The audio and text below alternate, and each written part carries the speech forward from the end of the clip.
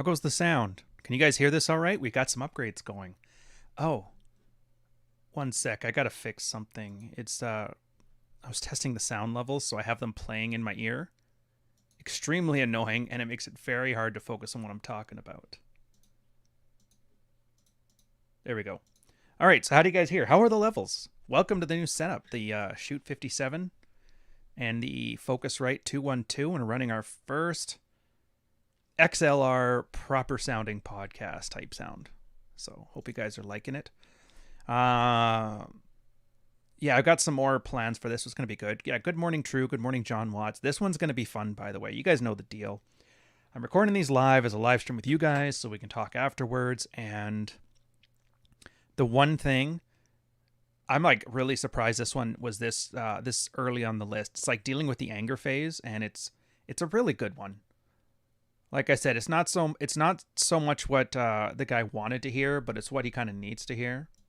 And I'm going to probably add on to it a lot of stuff that we've dealt with from Wine More Please, myself, Rule Zero Dad. Everybody's essentially had their anger phase, right? So it's something that's going to be applicable for everybody. I figure since we're already riding the high of that high IQ nerd one.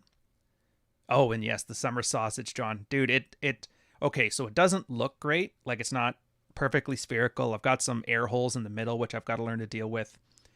And the rendering process, it just rendered too much of the fat out because I had the power outage during the cooking. But oh man, taste is perfect. Anyways, you guys are going to like this one. So there's a couple themes I want you to pull out of it. I mean, there's the anger phase, which I'm hoping by now, if you haven't heard of, you should know by now. There's the ideas of the feminine imperative and selecting the truth you want to see. You know what I mean? Your purpose and mental point of origin. This isn't so much going to be strategic in like these are some tricks and tactics and these are the reasons that you want to do this and this is the end result. This is more of adopting mental models to better calibrate yourself to handle like the new way of looking at things. I guess that's essentially it. So yeah, it's just a mental model exercise. And I honestly am thinking I should have put this one much earlier because this is kind of one of the ones that apply. And I know most of the audience is going to be single guys. So it's one that's more applicable to them than, hey, my wife has been a bitch for so whatever, right? Yeah, hey, what's going on, Makeshift? All right, so let me get everything prepped up here. And once everything is good... Oh, man. On Audacity, that just sounds crisp. I love that. If you haven't heard the anger phase and you're new, you're probably in the anger phase. Yeah. If you hear from somebody else's Women Ain't Shit podcast, I welcome. It's good to see you. Let me just... There we go. And so you know the deal. I'm going to start with ignoring you, get through the episode, and then we'll talk about it afterwards. So I'm going to get started now. Good evening, gentlemen. Welcome to the MIDS Watch. We got some new setup right now with the audio, and I'm hoping you enjoy it. This one is going to be a fairly basic field report. Guys asking, how do I deal with rage while I'm plugging, reading, and living with my wife? And it's extremely important because the anger phase is something that hits... I mean, if you're listening to this, you've come here because the anger phase led you to like a random internet search. You know, why won't my wife have sex with me? Or, you know, why is everything so hard? Or heaven forbid you entered one of those red meat channels that just like to weaponize your anger against you to monetize some stuff. Regardless of how you got here, this is going to be an example on why mental models are so important. I'm sure you've heard a lot of characters like Scott Adams talk about how there's one screen, people are watching two different movies, or The Secret and all that crap. Like, it's basically what this is you create a narrative inside of your head, and that narrative inside of your head is how you anchor your decisions. Now, considering how subjective that is, really the only guidance you have, you can't just say follow the truth, because again, you can interpret truth as like a good for some people or bad for some people. So what you have to do is just pick the models that tend to give you the best outcomes. If you want to get really philosophical about it, and God knows why you would, you would talk about like Nietzsche's slave and master moralities, but I mean that's too nerdy for me. We're talking about actually having a good relationship and sleeping with people, and you don't get there by reading Nietzsche. So I'm just going to get started. The poster's guy's name is What Is Real Anymore? Again, I think he took the Matrix reference a little too literally, but whatever. He is reading through the sidebar and got into red-pilled stuff. My God, this stuff made me rage so hard, especially Confessions of a Reformed Incel and Michael's Story, which if you don't know what those two things are, there's 2 videos on my channel under the sidebar series that talk about Confessions of a Reformed Incel and Michael's Story. The first one being the story of a guy who went from 12 years of celibacy and all of the mental and physical anguish that goes with that, and the process of him turning himself into an attractive man who gets laid and finds himself on the other side, like the end of Shawshank Redemption. While Michael's Story is the story about a nice, traditionally conservative wannabe guy who's finding out that girls really are just hypergamous and they have their fun in their 20s. And then he thinks there's some revenge fantasy at the end of it, and he finds out, it turns out, yeah, women are going to have their cake and eat it too. They're going to enjoy their 20s, and they're going to settle down in their 30s, and there's nothing you can do about it. So you might as well learn to play the game instead of getting mad and hoping that they get their comeuppance. Back to the thing, though. So he's here expecting a blowjob from his wife, but right now he's so angry at his blind self for marrying her. Yes, I love her. But if I had read Married Man's Sex Life Primer in college, I'd have never married her, much less dated her. And that ticks me off. What brings me back to reality is reality. She's the mother of my children. She takes care of them in the house. She meets my physical and sexual needs. And in general, she adds value to my life. That's also what I'm angry about too. My feeling of love is gone and replaced with cold objectivity. Most of the negative thoughts don't come to me until I'm neck deep in my reading. I need to be aware of what the sidebar will do for my frame and make sure I have the time to digest and reflect before I go back to relationship mode with the wife. For example, I left in the morning and I do Insanity or T25 in the afternoon. I got to reading the sidebar stuff late this evening before bed and it just wrecked my mood. Still got a blowjob, but it took a while for me to get into it. I plan on reading in the morning around lunch and give myself time to process the material and the rage. Do you guys have a similar experience or thoughts on tactically getting through this material? Did you adjust your reading behaviors to manage the rage? And he added afterwards here, like I filled in some more detail about the kind of advice I'm after specifically and what I'm specifically angry at. And after fleshing this out, I realize it should be like an own your shit kind of field report thing, but I'm leaving it here. Hopefully it helps others. Couple takes away from this. First thing, realize the guy's sexually successful. Like you being angry isn't naturally a detriment. Treating your girl less than you think she's worth or unkind, as you know, I'm sure he does, or in that cold objectivity, doesn't make a difference on whether you are attractive or not unattractive. Which is kind of a freeing thing. It turns out, yeah, the same Chad in high school who had horrible treatment of women, got all the sex in the world. It turns out how you feel about somebody doesn't affect how well you're treated back. So it's a freeing thing in that sense, that your own mental models are just there for you. Your actions are what affect everything around you. Secondly, if he's talking about, I guarantee you at some point he's gotten through that saving the best thing. You know, girl was a slutty girl in college, and now she maybe doesn't do the same kind of stuff, and I get that. He's getting what he wants now, but he's maybe not getting what she gave him back then. And for a lot of guys, it's weird. For some reason, let's just use the butt stuff as an example. Maybe you have no interest in that whatsoever. Now, let's say you find out your wife, when she was in college, used to do it all the time, and now she doesn't want it. All of a sudden, a guy is angry that he's not getting it. That thing that 5 minutes ago he didn't want. So that's not so much an issue of getting what you want out of life. That's an issue of feeling like slighted. But it's only, like, it's not a way to have frame. Like, are you getting what you want needs to be good enough. It just does. And just because somebody else got something you didn't want, like the fact that your neighbor owns a great car, is no excuse for you to go buy a new car when you're perfectly happy with your truck. And that's kind of one of the models you have to do, where you have to have your own mental point of origin. And I know everybody loves that phrase when you're talking about things like not putting up with BS and that, but how about in this situation? Like, understand, mental point of origin is more than just not putting up with bullshit from the women. Next thing from it is, so he's reading stuff and it's about male and female nature. And I would argue he's most likely coming to the conclusion that men and women are different. And the problem with men and women are being different is that women tend to have things in abundance that men have in scarcity, and vice versa. So in other words, all the sex you could ever want, all the attention you could ever want, all these things that guys have to work for and earn are just given to women. And it builds a lot of resentment for guys because they don't understand men and women are different. But at the same time, those same women who could pick up a guy in 5 minutes or not even care, and for them a dry spell is 2 weeks, they're the ones also saying, where have all the good men gone? So like, it's this weird monkey's paw curse where girls are able to give and get sex so easily, but really want a good relationship with strong tingles. Men, on the other hand, are easily able to commit and become breadwinners, but the getting the sex part is difficult. So from either side, everybody's seeing what the other person has and being like, why can't I have that?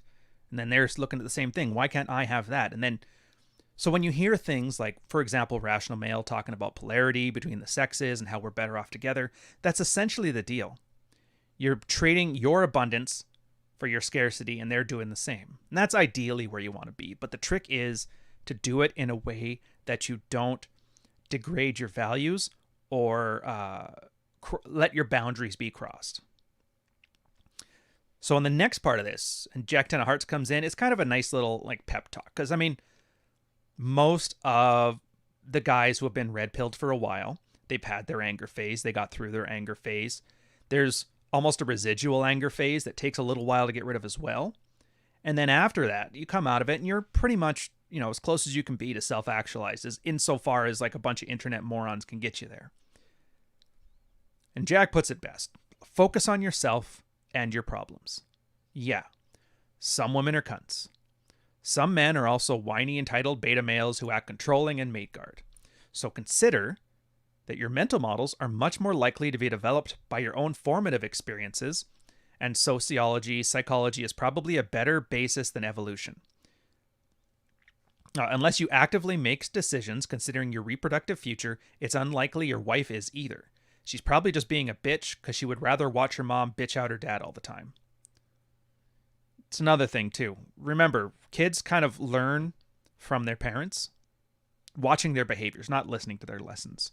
So for a guy, watching your dad get emasculated by your mom or your mom kicking him out and take the role really makes it hard for a guy developed like an idea of what would make an ideal man. What kind of archetype can he use? What kind of mental model towards masculinity? And I know a lot of brands talk about rites of passage, and I think they're kind of missing it.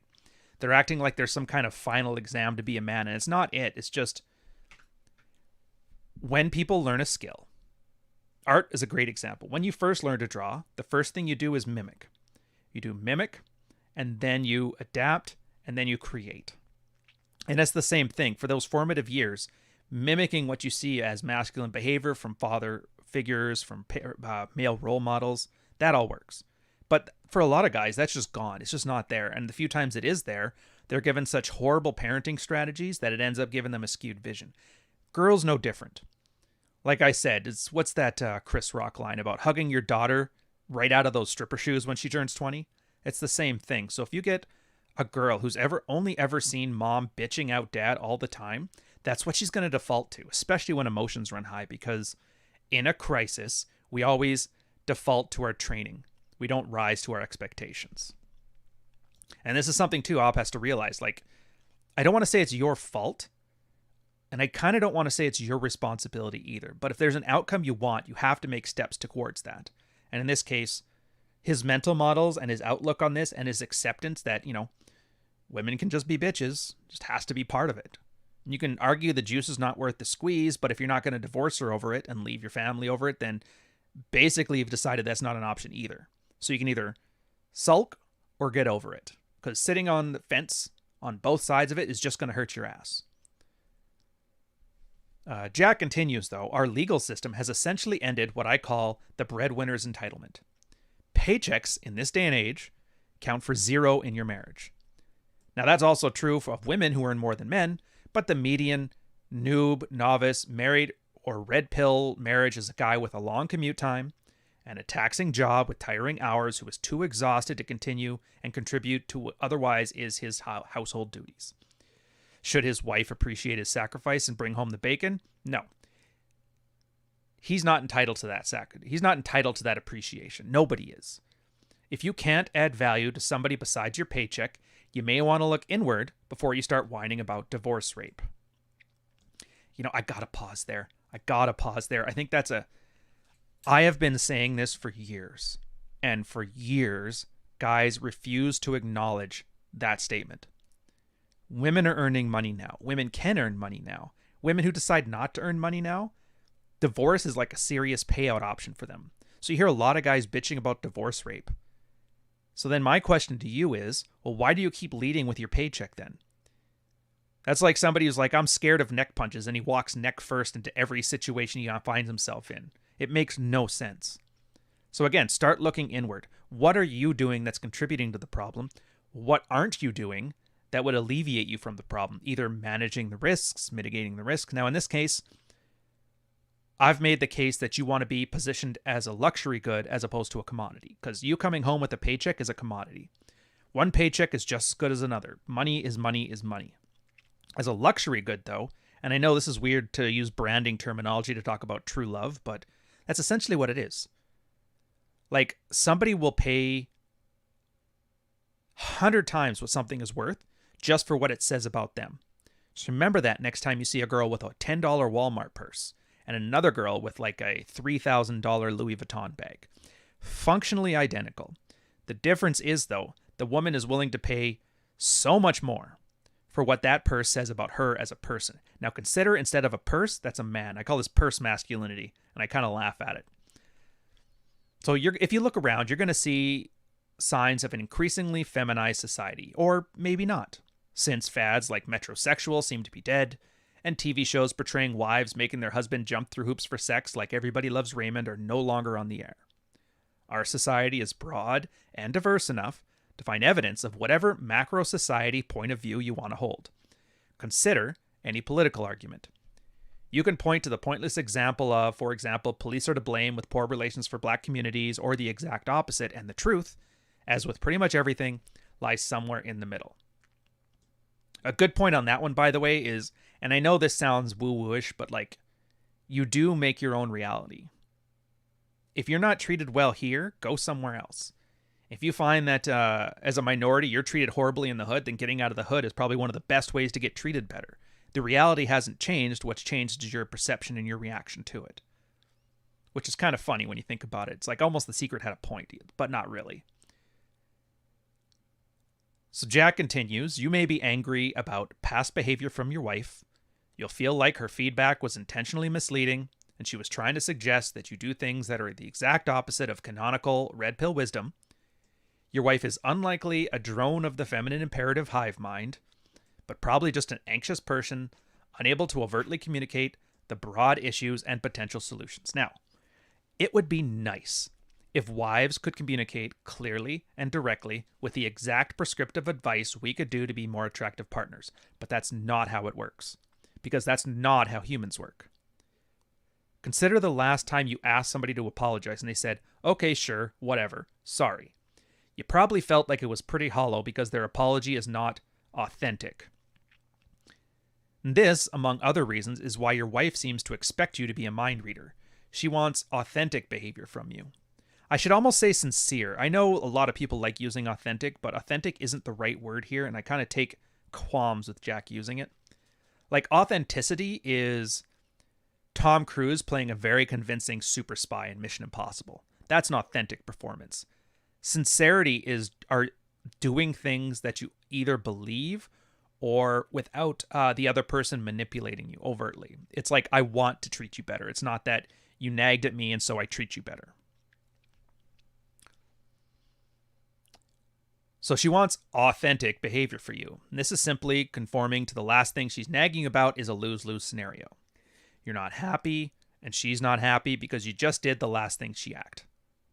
Authentic behavior is incredibly attractive, even if your behavior isn't one that you personally prefer. And if you doubt this, consider a significant number of Donald Trump's followers saying, I don't agree with everything he says, but he's honest and he speaks his mind, and that's what I want in a politician. So I'm writing all this not to stop making you angry, but to present some broader viewpoints on where to consider the sources of your anger. Your mental models worked very differently than what Red Pill presents, but you're here, and you've been alive long enough to know that you can hardly consider it anybody's fault. So you don't have to mentally beat up and blame yourself for being a plugged-in, blue pill idiot for most of your life, but you should probably ask yourself if you're going to get anything out of mentally beating yourself up or for blaming anybody else. So I'm going to end on a couple thoughts, and I think Wine More Please, if you guys don't know, he's been a very prolific poster. He's been around longer than me, probably the strongest frame within the red pill space, hands down. But he put it best. Okay, well, what are you going to do about it? And this is the whole point of why anger needs to be a phase. Yes, grievances happen, and anger is the only social emotion that exists. It's also the primary male emotion. It's like I always say, if you stub your toe, you're hurt, but you're not angry. But if somebody steps on your toe and they did it on purpose, you're angry because you have that combination of pain and social grievance. So when there's an anger phase, there is a measure of social grievance. That's why it's so easy to blame women for all your problems, because that's a person. And it's not that women are just doing their bobble-headed things. It's like, no, she specifically wanted to beat you up. And that's why guys latch on to stuff and misinterpret, like Rollos talks about the feminine imperative and hypergamy. And they're like, yeah, it's hypergamy's fault. It's the feminine imperative. It's that evil war room of masculine short-haired women. It's those feminists, damn it. They're the reason my wife slept with Chad. And it's like, if you need to create an archetype for your anger, fine, do that. Just realize, though, there's a purpose to it. You get it there, you get angry, you realize you're just yelling into the hurricane, and there's nothing you can do about it, so you become at peace. You're like, okay, so that's the way it is. I now know the roadmap. I now know the rules. What do I do about it?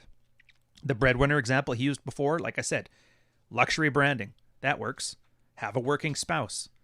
Everybody's talking about they're so worried about working their entire life to make their $1 million empire only to lose 60% of it in divorce plus $300,000 more in lawyer fees. Well, did you ever think if you're going to work your whole life, build this $1 million empire just to lose it all and be left with $300,000 sleeping in a bus? Why not just earn $300,000 and take all that time you would have spent building your fortune to focus on the relationships around you? That means get a working wife so she has some gainful employment, things to do. It also hedges against, like, courts always look at that. They're like, okay, did you decide that you were going to be taking care of this person financially? Did she decide, from a court perspective, that she is going to sacrifice her future earning potential to stay at home and cater to your needs? And when you go, no, she's got a job too. She earns 40% of what I do. The courts would be like, all right, fair enough. The split becomes a little more amicable. And if you doubt this is possible, there has been a case of, and I don't mention her much, but her name went Darla 10. New York fashion designer type person, probably one of the 2 red-pilled women I've ever met. And I don't mean that in the sense that, like, she loves Rollo's work and that. I mean in the sense that she got divorced raped. And that red-pilled a girl pretty fast. Like, nothing will red-pill a girl better than being treated like a man for a length of time. And in her case, how did her story go? Her husband stopped working and decided to be a stay-at-home husband, not even a stay-at-home dad. Naturally, she got kind of bored of having dead weight around the house. They ended up getting a separation. She had to pay him alimony. And they eventually had a kid, so he got the child support payments. Girl got red-pilled fast. But again, that's the situation, and it makes sense. If you decided to financially support somebody, or they unilaterally make that decision, and you don't say anything about it or do anything about it, then what's the court supposed to think? Like, what signal are you sending? And so when guys come in with the anger face saying, my wife did this, my wife did that, it's like, well, you were complicit in it. And then the guy realized, like, oh, I guess I was. So what do you do about it? Well, you got to change the way you think about things. And so instead of wanting that white picket fence breadwinner model, you pick one that's more applicable. You pick one that hedges against these big concerns you have, and you make different choices in your life. Instead of being the guy that's going to work himself to the bone, light himself on fire to keep others warm, You to look after yourself first. And then the extra that you have in your life, you can gladly flow that out to people who give you more value in life than they take away. And if somebody doesn't add value to their life, then they're not part of your life, whatever that means. And you hold people to expectations and to standards, maybe not as high as the ones you hold to yourself. But that's the thing. These are all very hard to do, and there's no right answers. And every guy has to be accountable to his own decisions. And for most guys, they are terrified on that. So it's very easy then just to sit there and be angry and point at some chick and go, this is your fault, you stupid bitch. And that's not the way ahead. It's not the red-pilled way of doing it. And I'm not going to lie to you, if you start doing that route, you're going to get monetized by a bunch of people who know an angry man isn't using his frontal lobe, and angry men use their limbic brain, and their limbic brain is a marketing tool. So stay safe out there, guys. Do what you got to do. I will catch you on the next episode. Cheers. Now, where did we leave off? Oh, Jesus Christ, this chat's huge right now. So I'm going to try something new on the episodes. If you see, I got like a spectral analyzer underneath here. I'm going to see if I can add that to some of the visuals of the thing. And since it's pre-recorded, then I just have to clip the audio over there. So we'll see if it works. I don't know. Let me see. Where we leave off? If you haven't heard of the anger face... Oh, yeah. Where I got that one there. So the scent of homemade Madeleines brought me here. Oh, thank you, Bull Rush. You're a sweetheart. Dogmatic, where do you get your field reports from? Which forum? I get them from a lot of different places. Right now, I just have my collection. Like I said, it's about 104 of them all together. Stuff that I would consider the largest, most expansive and comprehensive list of the issues surrounding men. And part of this is just me doing research for book 2. Because there's been a lot of places where I find there's some gaps in my knowledge, gaps in my thinking, so I just got back into it. So it's, you know, the Dalrock forums, the Rational Male forums, the Red Pilled subreddit, the Married Red Pilled subreddit, my stuff, friends things. It all is a giant collection. And that's kind of like my contribution here is so like you guys don't have to spend 6 years in a rabbit hole looking at all this stuff like I did. You can just get it in a more condensed version. Like I said, you're literally stealing my notes. God, you guys are really up in my bachelor's in philosophy here. And yes, you don't get laid by quoting Nietzsche. Absolutely. Funny enough, if I remember correctly, Nietzsche got laid a lot because he brought Coke to the party. So if you want to have a Nietzschean pickup experience, that's what you need. The audio visualizer is epic. I'm glad you like it. Dude, I'm so psyched with this new mic. It sounds awesome. Like, it's warmer. And it's not big, so I don't have this big, giant phallic image in front of my head here. And it's funny because this is just like the standard mic you would see on a mic stand. The only difference is I took off, like I don't have that little metal ball at the top that you would see from like a concert. And I have like a proper windscreen so I don't get too much popping with the P's. But I'm liking this stuff. Anyways, Real Ace of Slays. Hello, a.k.a. Mr. No Red Meat. Hey, chat. Well, full disclosure. I do occasionally dip my toe in red meat because I know nobody's going to watch unless I do. So usually once every 10 videos, I'll have some wham and ain't shit stuff in there just to keep you guys entertained. Ryan, why are cancer survivors annoyingly positive? Because they don't have a choice. Like, what are you going to do? You can only cry so much. Eventually, you have to just move on with your life. I love that quote. We don't rise to the occasion. We fall to our level of training. Yeah, if I'm not mistaken, it was a military saying. At least I know that's where I've picked it up from anyway. Nice to hear from an actual sailor. Yeah, we're still out there. Kind of made me laugh when, what was that, Jurassic World, when they made Chris Pratt a sailor. I'm like, that's awesome. They always make ex-military guys like Marines because that sounds cool. Nobody makes ex-military sailors, since Top Gun anyway. All right, what else we got here? Most modern women have financial expectations from a partner. Yeah, well, you know, women can expect whatever. It doesn't matter to me. It doesn't matter to you. Women are allowed to have expectations, and you're allowed not to care. Because I'll guarantee you right now, and it's something Royce, I think, said, where it was, women have like a 427-point list on what they expect in a man, but once the man gives them tingles, they'll ignore all of it. Or how does Rollo put it? Girls will break rules for an alpha, and they will make rules for a beta. So yeah. Anyways, this is funny. I got given Gucci shoes working in film. The amount of times girls notice the shoes, which to me are just some shoes, I just shrug. They aren't even showroom quality. I wear them, and they're tearing apart Volvos and shit. Yeah, it's like a solipsism thing. And marketing branders have figured this out. It's like what this product says about your lifestyle is more important by like a factor of 100 than what problem this thing solves. That's why you can go buy soya beans by the bushel for like $1 a kilogram or something like that, And then you go to the frozen food section and you buy edamame beans, which have like a more sophisticated city vibe to them, and you're paying $8 for 100 grams. Excuse me, it's satchel masculinity. Anyways, where'd I leave off? Yeah, all love is economics, and I don't mean it in the monetary sense. Well, economics isn't a monetary thing. Economics is the loose science and praxeological study of human behavior, essentially. Because what is an economic trade? It's just, I give you money, which is a symbolic representation of labor or value, in exchange for goods and services. So it's people making decisions based on other people. It's game theory. Yeah. Canadians have fanny pack masculinity. Bull Rush, you don't want to mess with our fanny packs. You don't want to know what's inside there. Does it count as a woman if my ex-wife? Oh, dude, I'm not going to... There's no way I'm going to convince a guy not to hate his ex-wife. But I will say this. When the military red-pilled me with the idea of like, as long as I'm perfect, nothing go wrong with me. They pulled a bunch of shady shit, some fairly illegal things, basically ruined my life in my mind at the time. And so eventually I got past it, went to the Supreme Court of Military Justice. They're called the JAG, but fought it off, basically decided to go to war with the military and came out ahead, which is awesome. Left the military, and I had like the warrant officer at the time I was dealing with. I was basically, if I ever see him in public, I'm going to punch him in the face.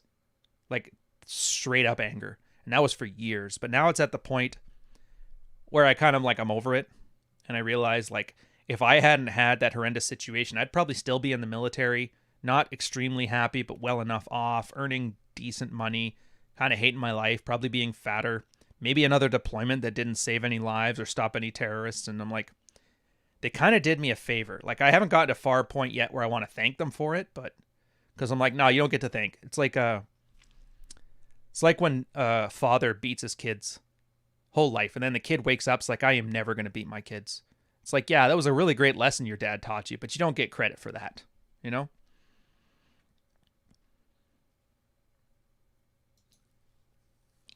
Depends on what the 45 Dendercy identifies. Yeah, that nonsense. Look, that's, to be fair, somebody walking around with that kind of mental illness, they're never going to enter my life. And if they do, it's like some random stranger event. Act polite and then get the fuck away from them. Like, I don't think there is enough. I think they're just loud and underemployed, these crazy people. Like, what's the one? Rolo put it on TikTok before, where some chick was dressed up like, what the hell's the Blade Runner? One of the replicants in Blade Runner, hell, the makeup across the eyes and that, basically dressed like that. I'm like, I have walked around, I've seen tens of thousands of people in my life walking out in public. I have never once seen a psycho like that. Where are they hiding? And it turns out they never leave their house. And that's why they can act so stupid, because they've never had any kind of like social calibration. And Darth Squidius here, never went through an anger phase. I always knew things were the way they were. It just took a divorce for me to accept it. A lot of guys get there, right? Like, the anger phase doesn't have to be this long, drawn out, monstrous event. Sometimes it's just a quick slap upside the head and you're done with it. So it's good. Holy, that's a lot of mids watch. Yeah, I'm hoping so anyway.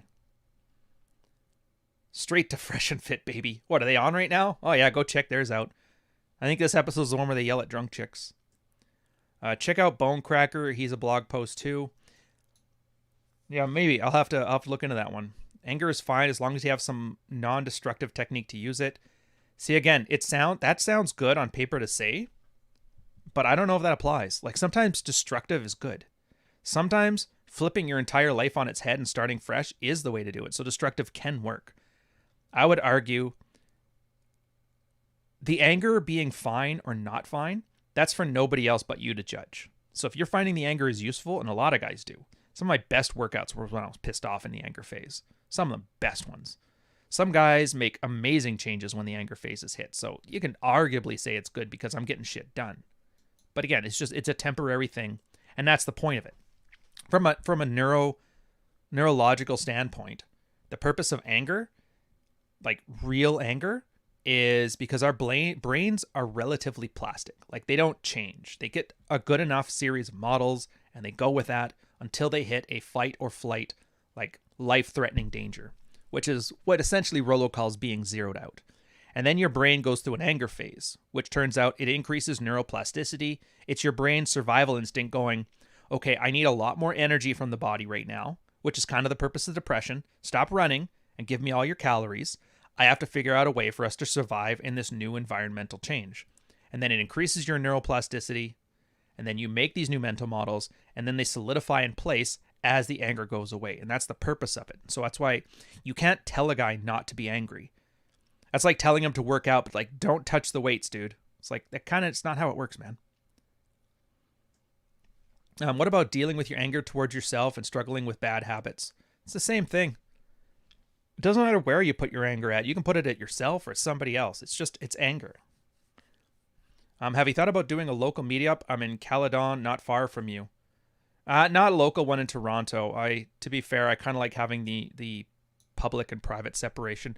Although the Rule Zero guys have talked about putting together like a proper thing. And it's just COVID. We would have done it last year, but COVID has been such a pain in the ass. It made it hard. So we had to do an online one. But yeah, something small, like a man in demand, not a big convention, but more so just like small workshops. We thought it'd be kind of cool. Plus the fact that we're all getting to meet like what's that guy's name? George Gammon and those guys, the rebel economists. So it'd be kind of neat to add like making your fortune and not losing it to some dumb thought single mom. Rich was all on board for that because that's the two things he loves the most: making money and not dating single moms. Women's standards are just virtue signaling. The fee feels are what matter. Yeah. And again, you're not obliged to care. Speaking of Canadians, I've been watching Short Fat Otaku since you linked his MasterCard video. Good stuff. Yeah, it's funny because he's not, to look at him and to hear his interests in that, you wouldn't think much of him, but turns out there's like some value in a guy who went to college, got a gendered studies degree, and then realized he was drinking Kool-Aid and just walked away from it and started making his own thing. So it's good to see. Gamma Male Association, thank you for the $5 super chat. Do you know if Melissa, the single mom that ended up marrying your Seaman student, is still married to him? Actually, I don't. I never even considered looking into it.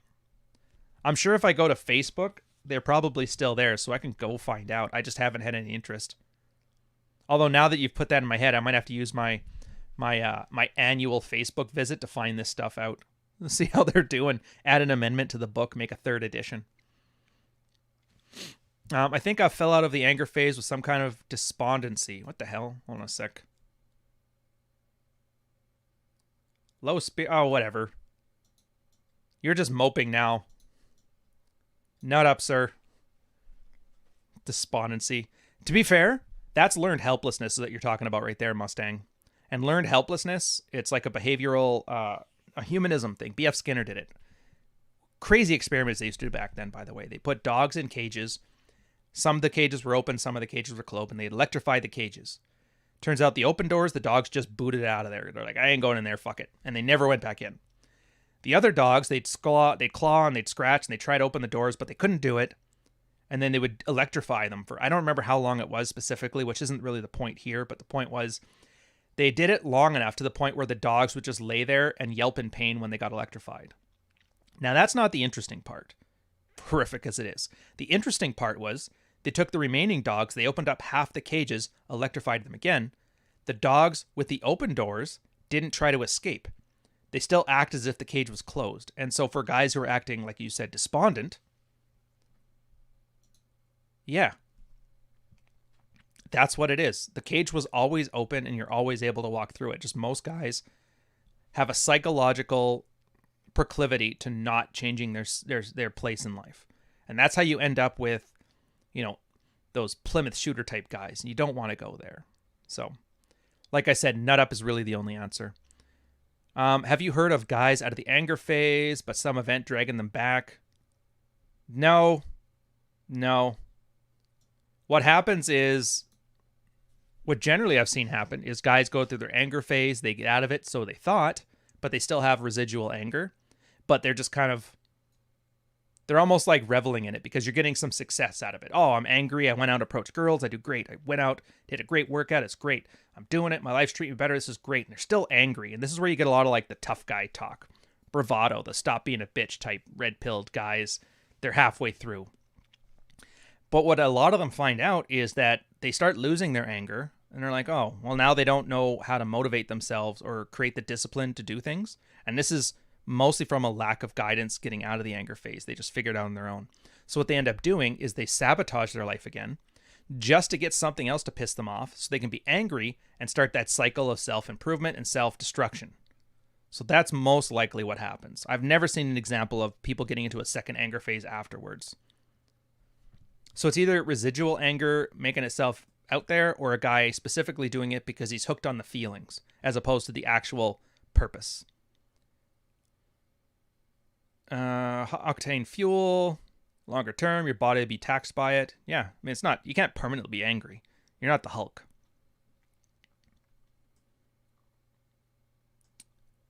And then Johan with like women saying one thing and meaning another. It's like, hey, welcome to the red pill. Who'd have thought? 22 convention electric boogaloo.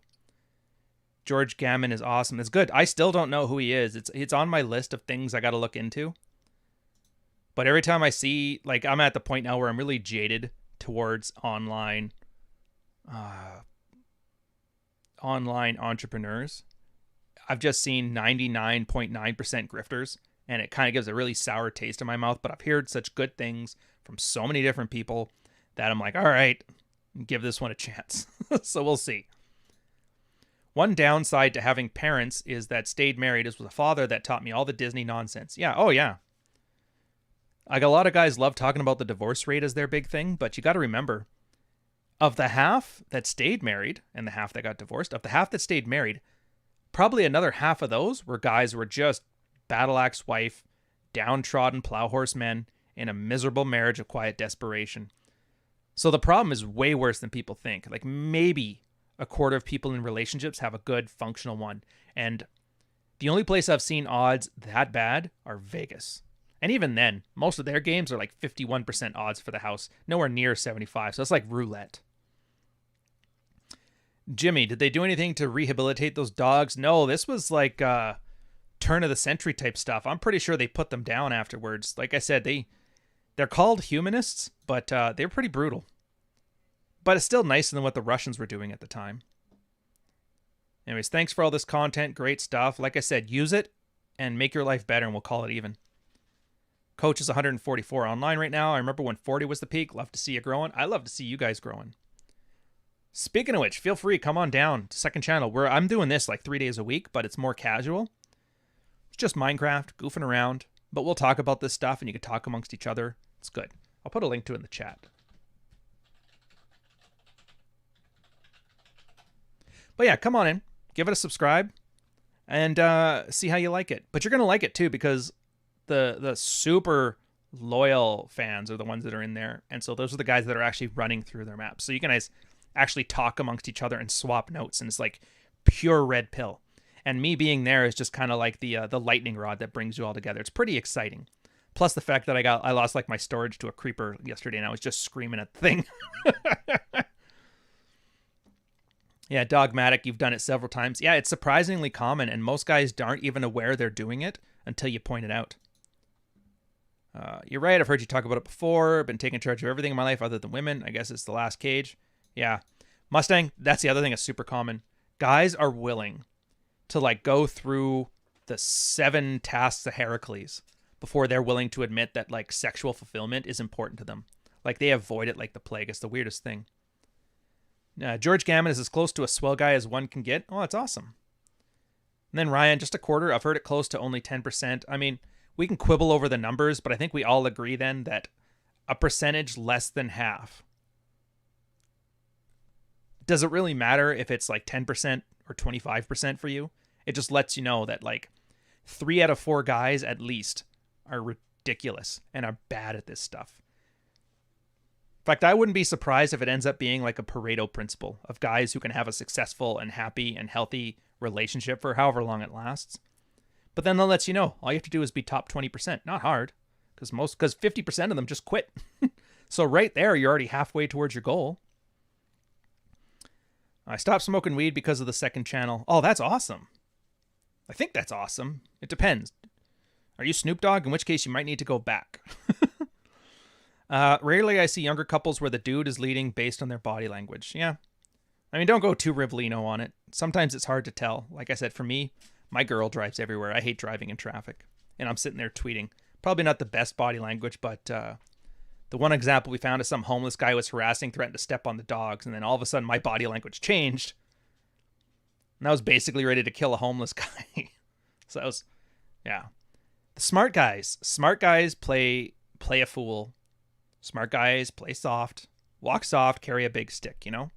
So don't judge people by their green lines, because you'll be surprised.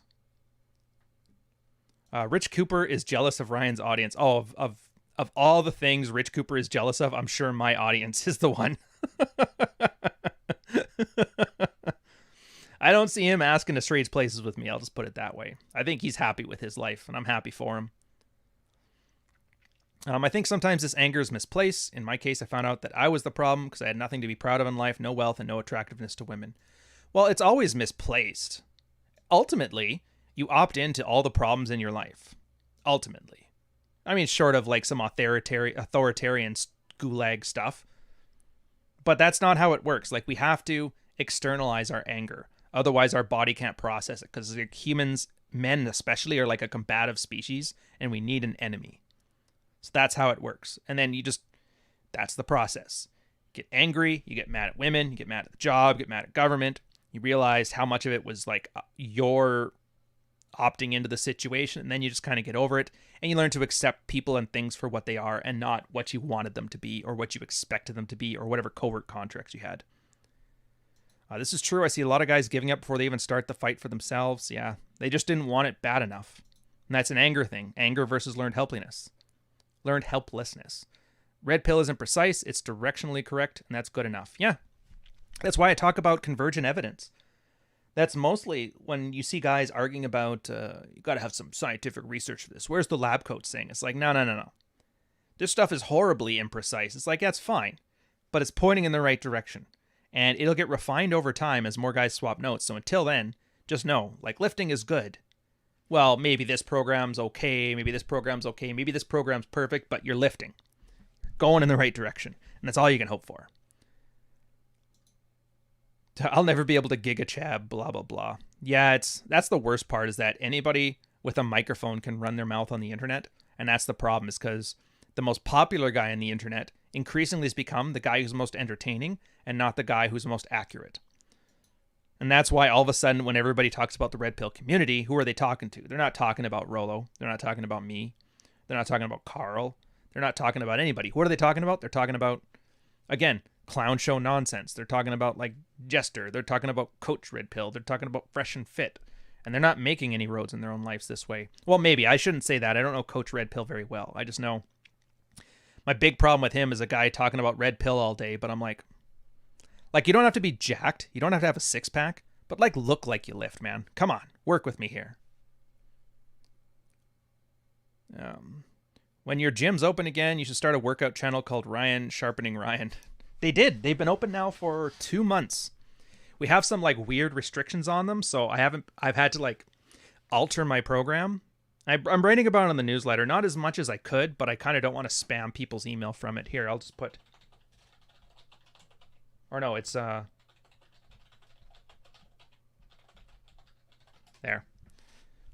And then I'm kind of talking about just the 3-month plan to fitness. Again, it's just back to strong list 5x5 after a 15-month break. I'm actually impressed. Like, I was going to put one now where I finally hit my squat plateau. The idea is you just do 5 lifts, 5 sets, 5 reps. Fairly simple. Split it up into a 2-day split. And you lift and you add weights periodically every workout until you plateau. And you can't hit all 5 sets with 5 reps. You drop the weight by 10% and then you continue on. So I did my first one with squats, which is amazing because I have not snapped my shit yet.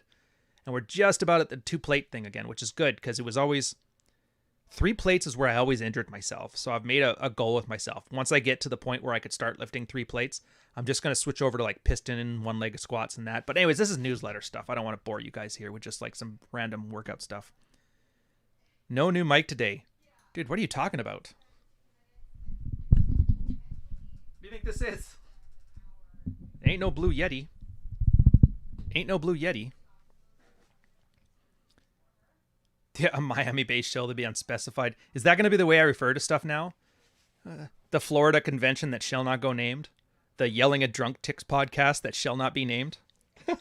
The guy who takes girls to the dance and smokes pipes who shall not be named? It's like everything is like Candyman or Beetlejuice. You can't say it 3 times or they'll actually come and harass you and try and dox your family. The Miami-based Yellen show. Oh, dude. I'm making a note of that. The Miami-based Yellen show is actually hilarious. And if I ever do like a satirical take on it, I'm probably going to steal that name. Yeah, or Red Pill should go mainstream. Yeah, I'm thinking back to Gamma Male Association, your quote about that. Let me go check. Let's see what Melissa's up to. I tell you what. Like I said, I'll make an effort to go on Facebook and check that. I'll end this on this thought. And I'll see if they're still together, if there's more kids in this thing, or whatever. So I'm kind of curious. My instincts are telling me, though, most likely divorced. Maybe a second kid. If so, the divorce happened just after, and she's probably getting paid for it. And likely retired from the military, living in like the less expensive part of town, you know? Anyways, hope you guys enjoyed it. Let me know what you think of the new audio, and I'll talk to you guys later. I don't know. Yeah, I'm probably not going to have time for another episode. I'm going to try, but we have a bunch of errands we have to run today, so we'll see what happens. Cheers.